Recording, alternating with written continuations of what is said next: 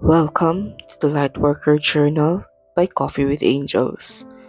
I'm Anya, your everyday, average, ordinary girl who's just like any other ordinary human being out there, but I just do my lightworker duties behind the scenes. This podcast highlights my journey as a lightworker, but I'm no different than anyone because, in the grand scheme of things, we are all one. And what happens in each one of us affects everyone and everything else too. Thank you for tuning in, and I hope you enjoy this episode.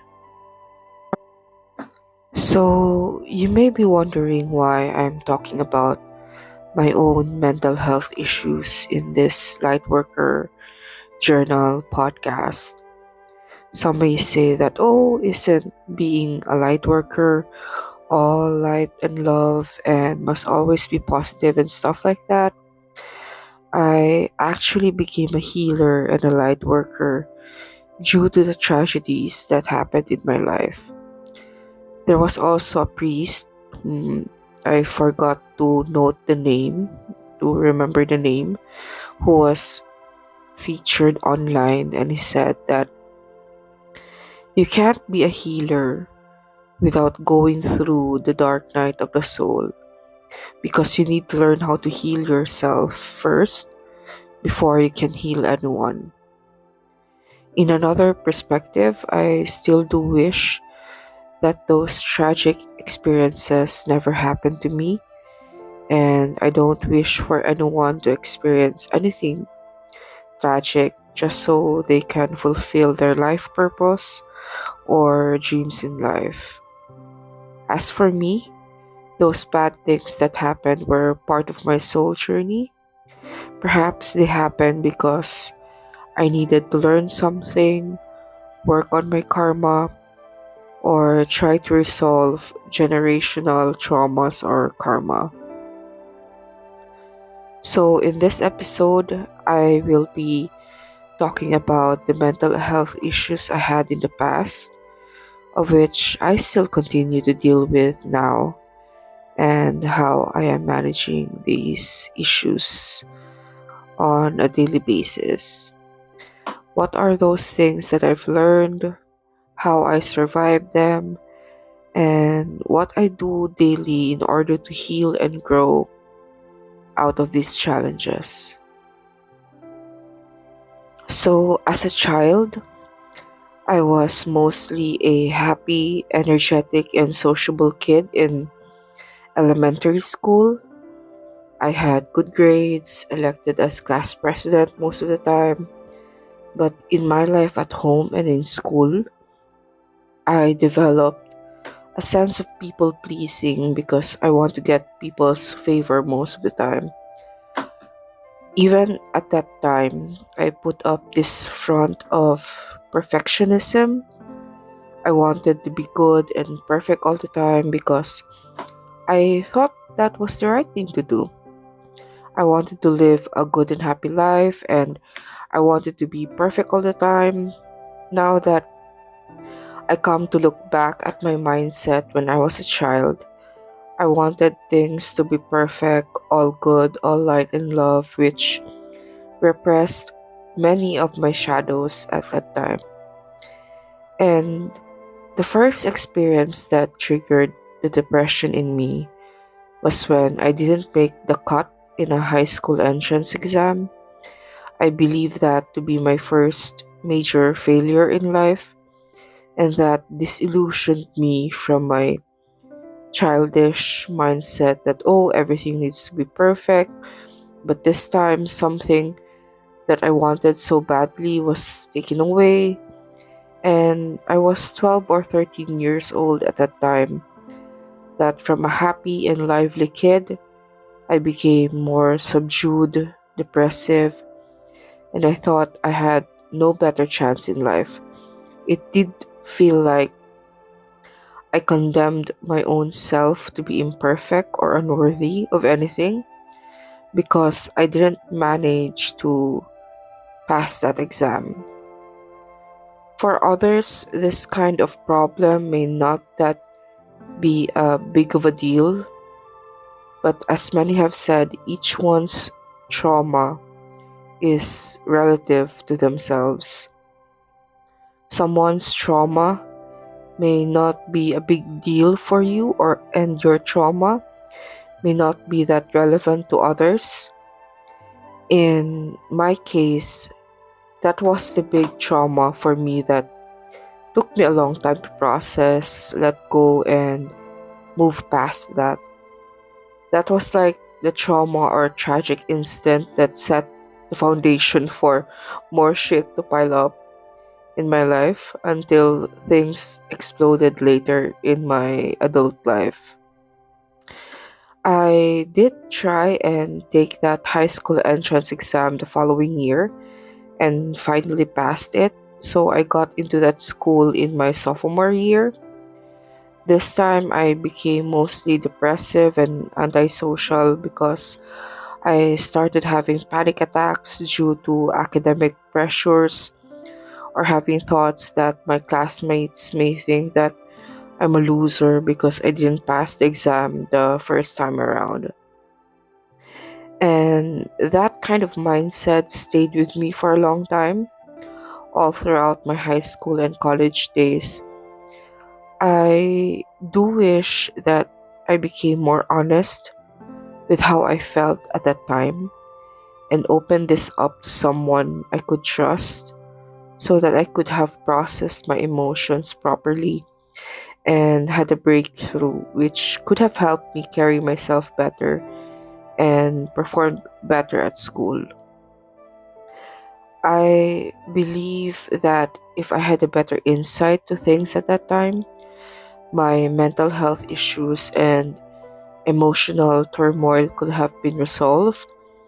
So, for anyone listening, whether you work in a school, a parent yourself, or deal with kids in the community, it would really be best that you help children learn how to open up and process their emotions, or perhaps help them get an insight to what they're feeling, what they're going through, so that pent up emotions will get worse once they grow older. And in my case, things did get worse when I entered college. My depression got worse when my parents didn't allow me to go to the school I wanted to live out my college dream in. They somewhat made me go to the college they chose for me instead. This was a time that I formed a mindset that I was doomed for life, which was based on my ego and my pride at that time. And up until now, this issue still props up in my life at times. Like, you wanted something to happen so badly, but the universe leads you to something else. There have been many times in my life when I didn't get what I want, but I was led to something better. And I also had those times when I did get what I wanted, but then regretted it after because another option brought more peace of mind and a better solution. So I think this is like a recurring or an ongoing lesson in my life, and it's that I should let go of trying to control everything and wanting to figure out everything all at once. I believe that God and the universe know the entire scheme of things, so they know exactly what is the best course of action in anything. And in some of those times that I've been channeling messages, one information I got was that all we need to do is to enjoy the process of life's unfolding. Trying to control whatever happens or trying to figure out everything in one go comes from the mind or state of ego. We are here to go through a journey of our soul's evolution, and we wouldn't fully integrate anything if we try to control everything or know everything beforehand. So, since I didn't know better at that time, in my fourth year of college, I fell into chronic depression. My school life was a mess. I fought hard for something I believed in, but then I was disillusioned and I experienced a lot of betrayals around me. I was diagnosed with chronic depression and psychosis.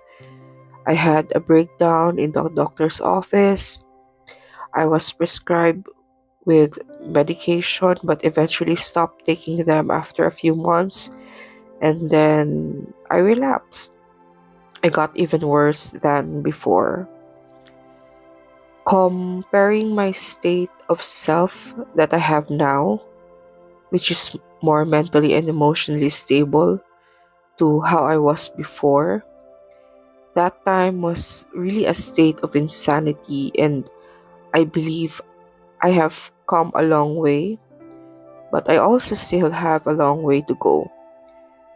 And I'm grateful to all the doctors and other people who have helped me along the way in my healing journey. I think I was also able to survive all of them because I have a strong support system in my family and friends who helped me every time I was not feeling well or going through the demons inside my head. So, yes, I've been through three psychiatrists. The third psychiatrist I had, who is still my doctor up until now, diagnosed me with bipolar 2 disorder. For many years, I didn't really want to label myself as bipolar. I just said to people that I went through depression and I'm still taking medication for it.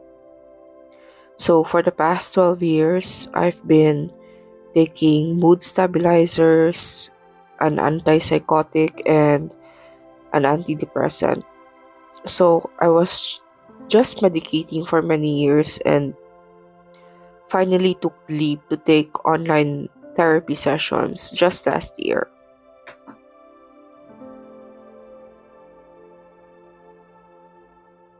I was advised that I should take psychotherapy sessions alongside my medication so I could really make a breakthrough in my healing.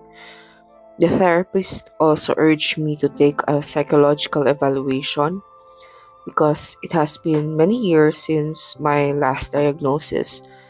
My psych evaluation stated that I now have a general anxiety disorder and not really bipolar.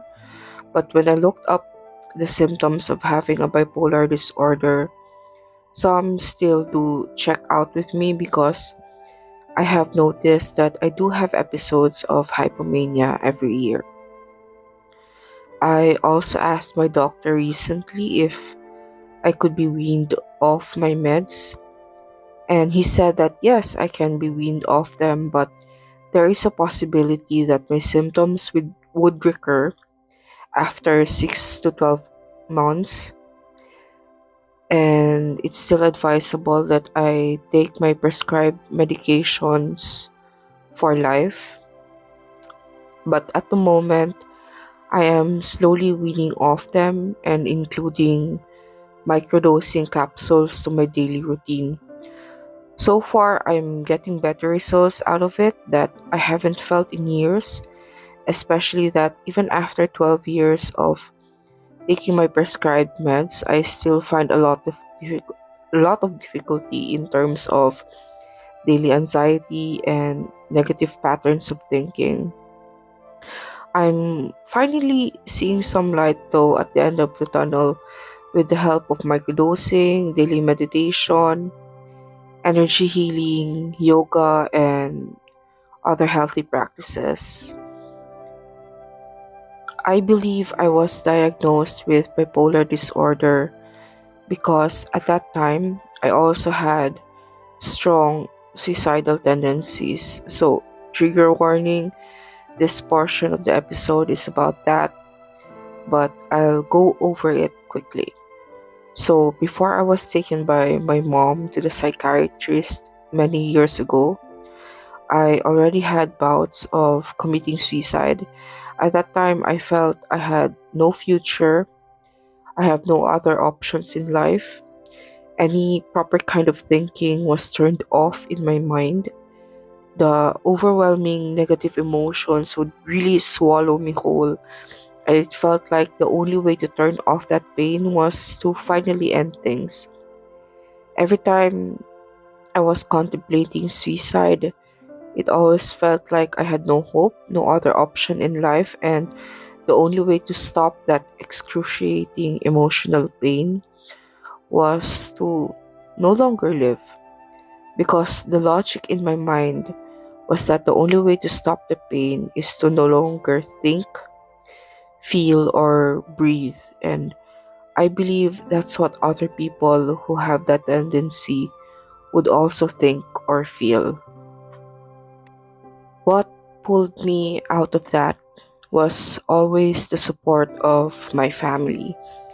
When I had the courage to talk about this with my family, they were able to say things that gave me another perspective on the issues I was dealing with. So I think many lives could be saved if we try to reach out to one another. When a suicidal person gains a better insight into their situation, I believe that they will see that there are better ways to solve their problem and live to see another day. And my medications really helped me become better over the years. And yes, I still have daily bouts of anxiety and depression and still needed to work on my patterns of thinking. So, just a little bit of going back from dropping out of college due to chronic depression. It took me 3 years to go back to school. I had to take a new course and start all over again in college, but thank God for online distance education universities, which helped me to do freelance work while studying. I graduated with a degree in multimedia and had been working online and also working on a business since then. Having these mental and emotional health conditions is not that easy every day. When I think about it now, it's like I keep shooting daggers to myself, like I'm inflicting my own pain and sabotaging myself. I always wanted to do great things because I believe I have great potential in me, but I needed to work a lot on myself so that I wouldn't hold myself back anymore. And yes, up until now, I'm still a work in progress. And instead of always criticizing myself for the bad or wrong things I do, I enjoy the work I do in myself because, as they say, your healing or ascension is a spiral process. You may have to come back to things you've already worked on before and see if you still react the same way.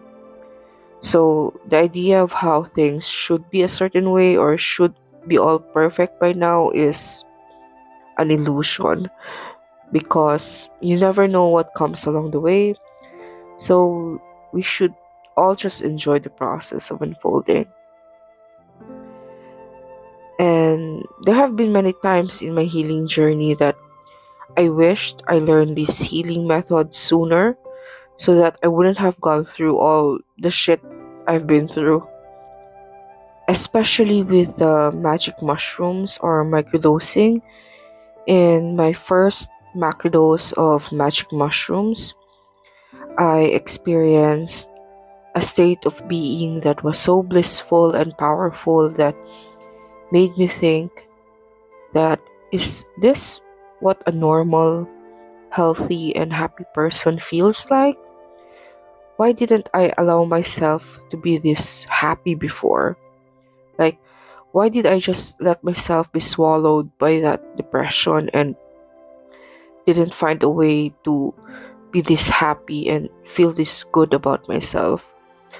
So that's how I realized that everything really boils down to doing the inner work, because once you've done the inner work, making yourself think or feel better, everything else really follows in your life.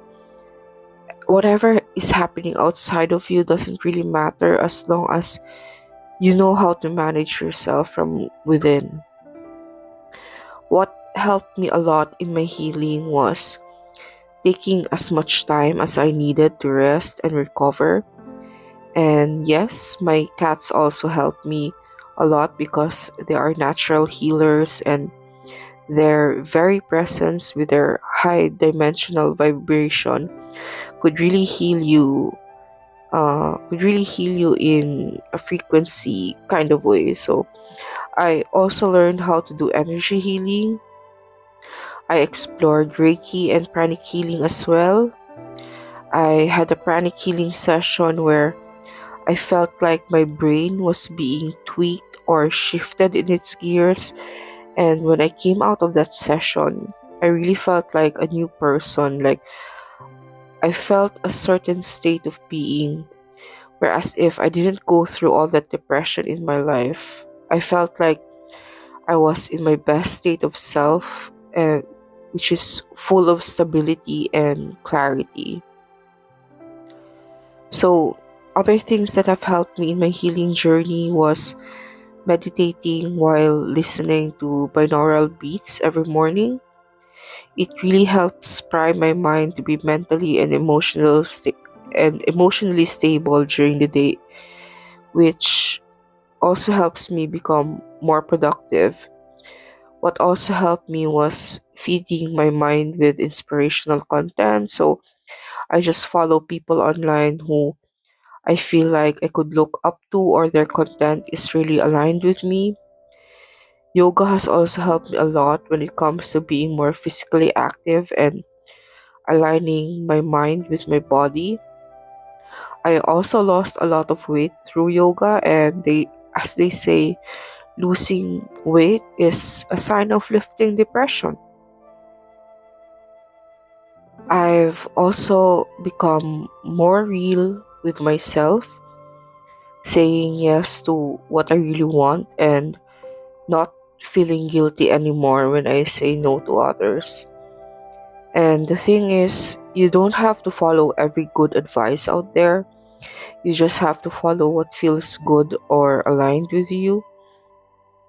I believe everyone will find their own way of healing and making themselves become better again.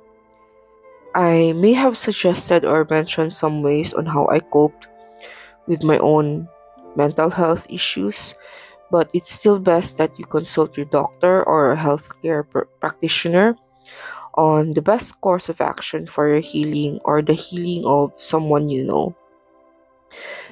The thing with mental health disorder is that people may think little of it because they don't see what's wrong with you from the outside. They don't see it because the disorder is inside your brain. No one can see it, but it affects your entire life, from the way you see or react to things, how you live your day to day life. So, how can you live properly when the control center of your life, which is your brain, is in dysfunction, right? Through my journey so far, I've come to accept the light and shadow sides of me. There's no use in tampering down or repressing or hiding your shadows, because that just makes things worse. The shadow parts of me worsened when I tried to hush it up, ignore, or repress them, and then pretend that everything was fine. Although the light side of me keeps me going and reminds me that I come from source. The good and the bad things in my life are were the lessons in my soul journey, and most importantly, when you have mental health issues, You mostly live in your mind and you operate from its dysfunction. I found that I should always remember that I need to bring my heart into things. The mind and heart are important for us to live a better life. So, if my mind goes back to the depression, if I stray away from my own center of peace, I just remind myself that I should think, feel, and look at things in a state of love. That feeling of love, compassion, and forgiveness to myself and others keeps me grounded and present. So, if this episode resonated with you, do leave me a feedback on Instagram or email us at Coffee with Angels. I'll leave the details in the description box. If you have anything to share, you can always DM us on Instagram and we'll be happy to have you. Thank you for listening to this episode of the Lightworker Journal. Hope you enjoy the rest of your day and hope to see you again on the next episode. Thank you so much.